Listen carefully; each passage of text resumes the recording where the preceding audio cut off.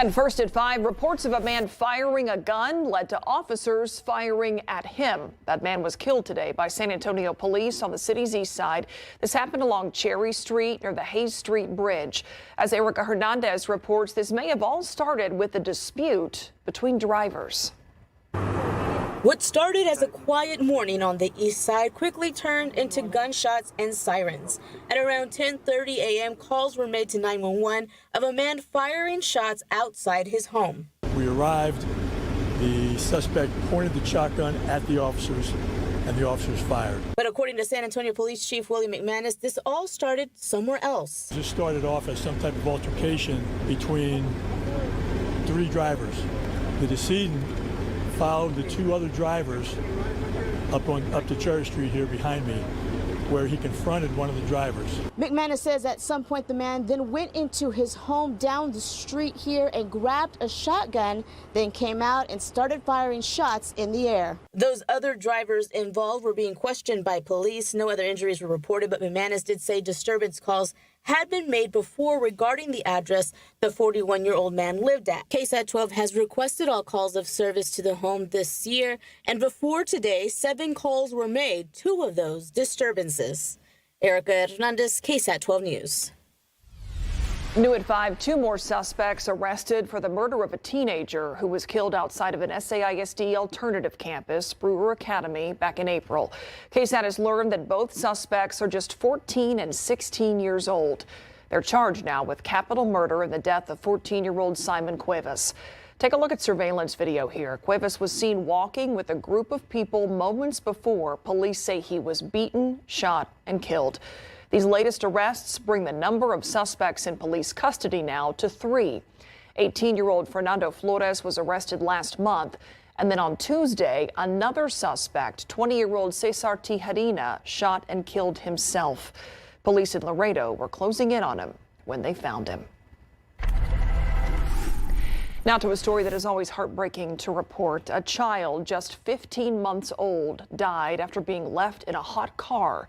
And now the Bexar County Sheriff's Office has filed charges against the parents. Investigators say Ariana Combs died yesterday evening on Parish Divide in southwest Bexar County. They believe the baby had been forgotten, left in her family's hot car for about 2 hours. BCSO says the parents, Shavetta and Aaron Combs, were inside the home, the mother taking a nap while the father was playing video games. They've both been arrested on a charge of injury to a child. Neighbors say they're shocked by this news, thinking about keeping their own kids safe. I'm always very particular about, I leave my stuff in the back, so I have to grab them, and then I see them. I always make sure to let them know, hey, you better knock, hey, mommy, I'm here. This is the 3rd child locally to die in a hot car this summer. Coming up, we'll have advice from an expert on how to prevent this at 6 o'clock. Today is the start of the Labor Day holiday weekend, and for many, that means jumping into a car and heading somewhere out of town. Right now, if you head to the pumps, here's the average price you can expect to pay. In San Antonio, according to AAA, it's $2.87 on average for regular unleaded, $2.35 for super, and $3.69 for premium. With the idea that Labor Day is summer's last hurrah, Garrett Berger tells us what you need to know if you're packing up the car for one last summer road trip. Work's done for the week. It's time to get out of town. Lake McQueenie to Puerto Rientos. ¿A dónde? Mexico. Oh, Mexico. Yeah. I'm from Dallas, so I'm going to visit family. My husband and I and our dog are heading down to Puerto Rientos to catch some waves and enjoy some sunshine. But first, you've got to gas up. What do you think of the prices at the pump right now as you're heading down there? They're a little high. All the pumps are crowded. This is the 3rd place we stopped to get gas because they were all packed. So San Antonio area gas prices are averaging around $2.85 a gallon, which is a bit of a mixed bag. Yeah, you're paying less than you were at this time last year, but if you look at it week to week, you're actually paying about 25 cents more per gallon. Gas Buddy's analyst says that price jump has more to do with the regular price cycle than the approaching holiday weekend. But what does it mean for trying to save at San Antonio's pumps? If you need gas right now before your weekend travel plans, you're going to be paying the higher price. If you've already got a mostly full tank and you don't worry about topping it off right now. Wait a few days and see what happens. And you might find a better price on the way. Here's how much gas you'll probably need for a round trip to some popular vacation spots. Heading to Fredericksburg, it'll take about 7 gallons. Roughing it out at Garner State Park, more than 9 to get you there and back. And if you're hanging at the beach, you'll need 18 to 30 gallons of gas, depending where on the coast you dip your toes. Or maybe you'll just end up staying put and grilling. Oh, it's gonna be a nice weather. What do you mean not? At least lighter fluid isn't sold by the gallon. Garrett Berger, KSAT 12 News.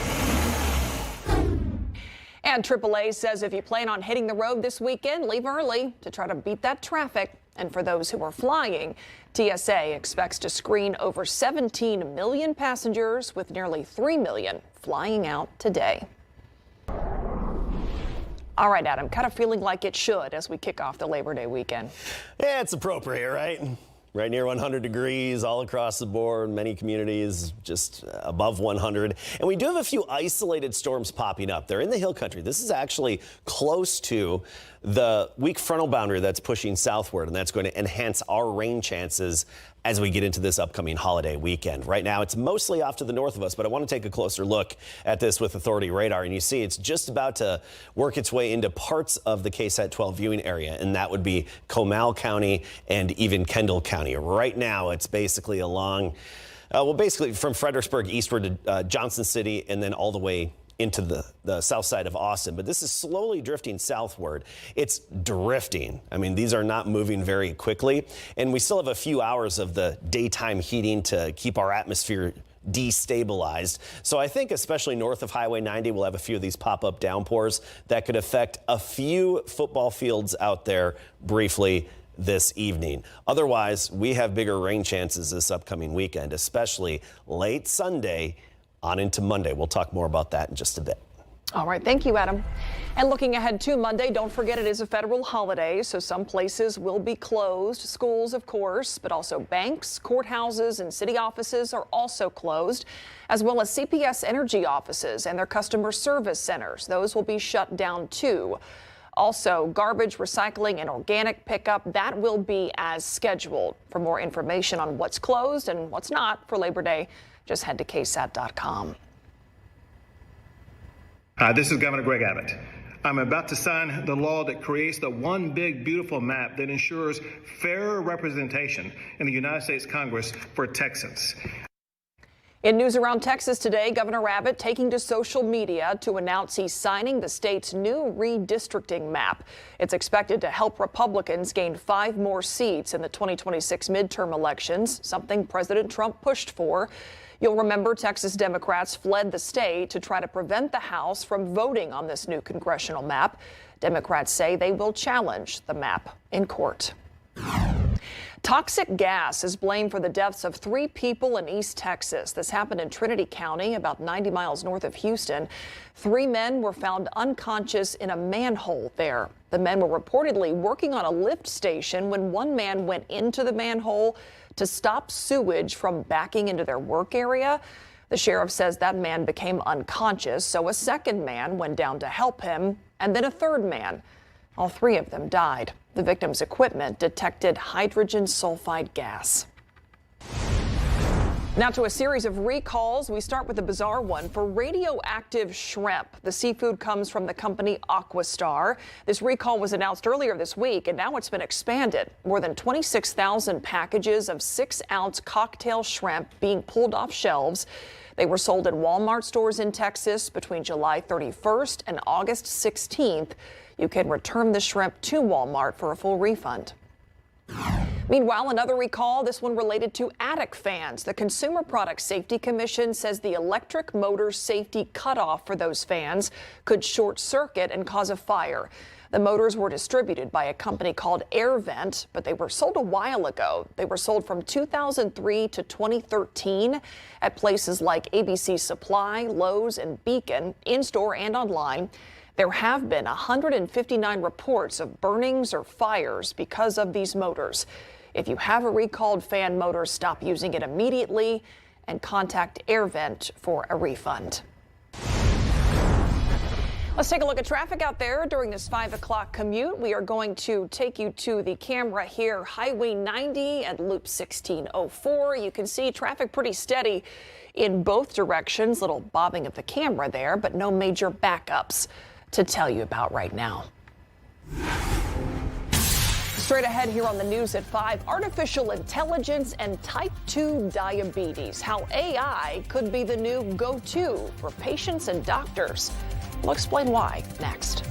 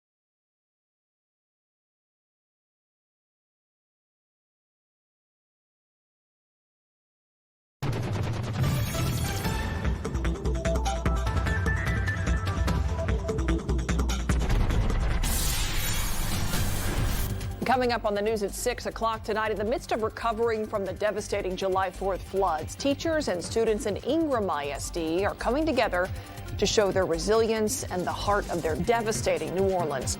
Sarah Acosta spoke with families that evacuated to San Antonio, and they never left.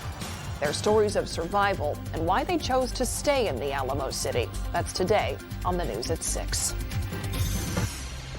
If you happen to be off on Monday for the holiday, could be a good time to get some dental work done for free. Resus is hosting its 14th Labor of Love free dental care day on Monday. That'll be happening at locations in Woodlawn Lake and in Calabria Meadows area from 8 a.m. until noon. You can choose to have one free dental service. You can choose between a filling, extraction, basic cleaning, and more. But again, it is just one dental service for free. According to their website, those interested are being advised to get there early. You'll have to fill out some paperwork and be prepared to wait your turn. For more information, you can go to resusdental.com. AI is the future, so it seems, and that may also apply to the fight against type 2 diabetes. It's a disease that thousands of South Texans deal with. In this Health Minute, Mandy Gaither explains the role that artificial intelligence could play in diabetes care.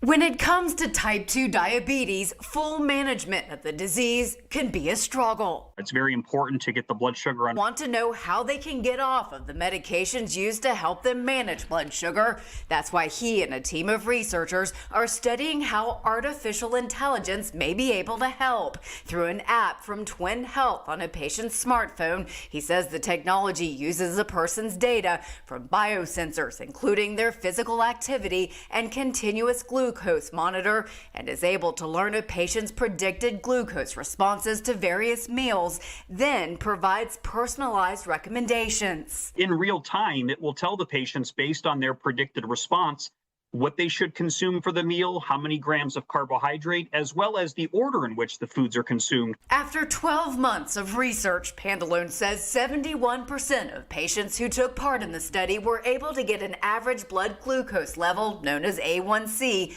of 6.5% without any glucose-lowering medications, except metformin, a common and relatively low-cost diabetes drug. That compared to the less than 3% of the group of participants who tried to achieve the same results with only standard diabetes care from their doctor in that time. When you give patients the tools and the technology to succeed, patients can do very well. For Health Minute, I'm Mandy Gaither. Look outside with live cam. We know we are dealing with that late summer heat. But Adam Caskey, you're watching the radar as we head into Labor Day. Yeah, we're looking south here, but if you were to spin the camera 180 degrees, we'd be looking to the north and we'd see more clouds and some darker skies, just because in the hill country we have a few downpours that are working their way south. And it wouldn't surprise me if a few football games got impacted around onset time, kickoff about 7 p.m., right? So we'll get to that, but I want to show you the overall rain chances. And they're actually fairly promising. Some much needed rain is likely. Yeah, we boosted it to 60% this afternoon. Well, not for this afternoon. I mean, our forecast this evening. We boosted Monday to 60%. So 30% tomorrow afternoon. Just a few isolated pop-ups, slightly better coverage than today. 40% Sunday, mainly in the afternoon. Then Sunday night through Monday, Labor Day, we're looking at a 60% chance. Remember, 60% still doesn't mean everybody's going to be getting rain, but we will have some pockets of a few inches of accumulation, we think. And notice how the temperatures drop off too. Upper 90s still tomorrow, mid 90s Sunday, closer to 90 on Monday, with the chance of us only topping out in the upper 80s on Labor Day. There's that possibility. So here's a look at the activity, and notice how there's a broken line. That's a result of the surface front, the boundary that's working its way southward. We'll take a look at the temperatures and the temperature difference along that front in a moment. But I first want to point out, of course, the areas of rain. And this is drifting southward at about 10 miles per hour. So let's put a time on this. And it's not exact science here, because as they drift southward, they modify and some new ones can even develop. And also, you see this outflow boundary? That's being kicked southward, and that could trigger even new showers and thunderstorms out ahead of this action that we have from Fredericksburg to Wimberley over toward Buda. Okay, now let's give it an ETA. So let's just say Smithson Valley, right? Assuming this would stay on track, Smithson Valley, 6:49 p.m. Okay, let's say New Braunfels. Assuming this all stays on track, New Braunfels, home of the Unicorns, 7:12 p.m. So like I said, the near kickoff time and the onset of a few of these games is when we could have some of these downpours impacting areas from the north side of San Antonio and northern Bexar County all the way up into the hill country and through the hill country. And come sunset, that activity is really going to fizzle out. So once that sun gets lower and drops, most, if not all, those showers are going to come to an end. Let's talk about tomorrow.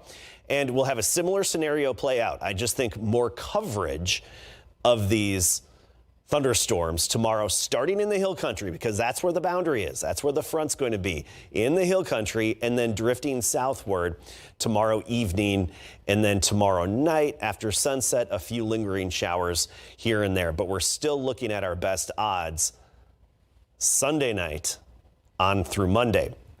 Rainfall totals from these downpours. At any time, you could have a quick 1 to 3 inches in spots. I think especially late Sunday into Monday. Localized street flooding is the primary concern here. Gusty winds as well, not severe level, but brief noticeable gusts. So anything that's, out loose objects outside, like patio umbrellas, right? They blow away and topple over so easy. Those could be at risk, and that's about it. Look at the temperatures, though. 77 Wichita Falls, 81 Dallas, 80 Amarillo, not bad. Meanwhile, here in San Antonio, we're 99. Well, that boundary is going to work its way south, so near 90 for a high on Monday. And then we get into next week, by the middle of the week, even some lower humidity. Ooh, triple digits. That's the latest we have. Schertz 102, 98 Leon Springs, 99 Bulverde, 101 New Braunfels.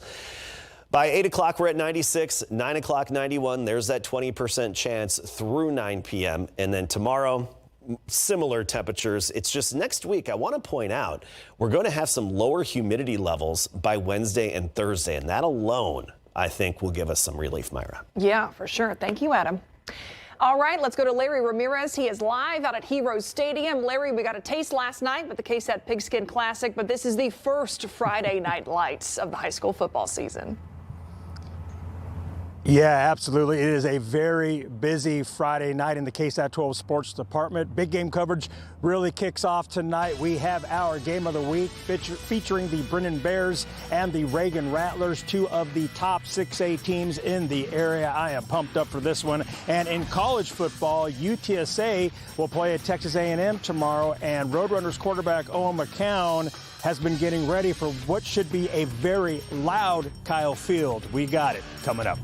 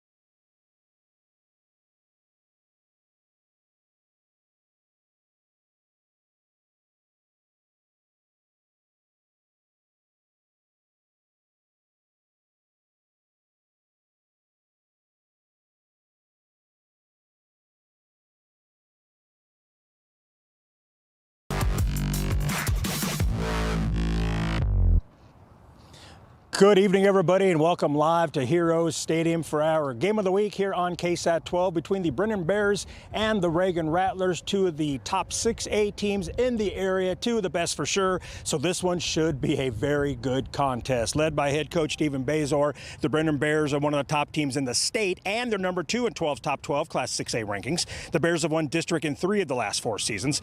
The Reagan Rattlers have a new head coach this season in Preston Meyer, the Rattlers defensive coordinator the past 4 years. So they will not skip a beat. The Rattlers are ranked number 5 in 12's top 12 Class 6A, and they are ready to rumble with the Bears. Yeah, we actually played them twice last year. Played them early in the year, just like we're doing this year, and then played them again the first round of the playoffs. Went our way the first time, and then they got us in the playoffs. So it's always a good game when we match up with those guys. We played 8 times, and we're like 4-4 or something like that. So it's really a good match between us and them, and their quality program. And Coach Meyer's taking over, doing a really good job, and we're just excited for the opportunity and week 1 and getting the season started. So again, doing everything we can do to play great and hopefully get a win.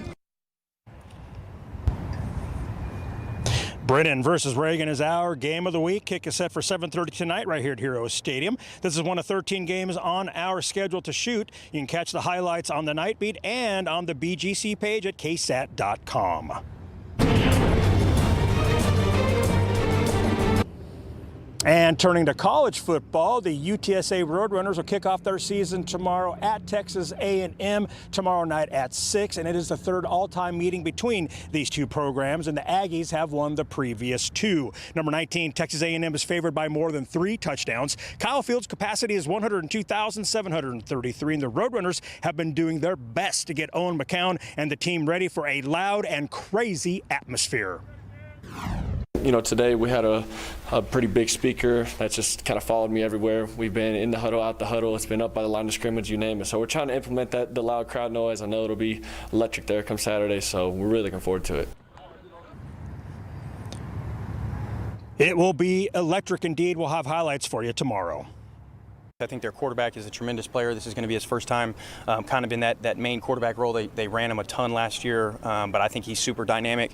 Defensively, they pose a lot of pictures pre-snap. So we're going to lean into what we do. We're going to focus on the basics. We're going to focus on the identity of our football team on all 3 phases, and we're going to go out there and we're going to execute, and we're going to play fast and physical. Coach Killow and his Incarnate Cardinals will host Eastern Washington University tomorrow night at 6 at Gale and Tom Benson Stadium. The Cards drop their opener 20-6 at Nichols. And, of course, number 1 Texas will play at number 3 Ohio State tomorrow morning at 11. So the Buckeyes opened up as 3-point favorites months ago, but now that line is down to 1.5 points, and some books even have the Longhorns slightly favored because a lot of people are putting money on them. Either way, it sounds like must-see TV. I know I'll be watching. Myra, back to you in the studio. Yeah, either way, football is back. All right, Larry, thank you. We'll be right back.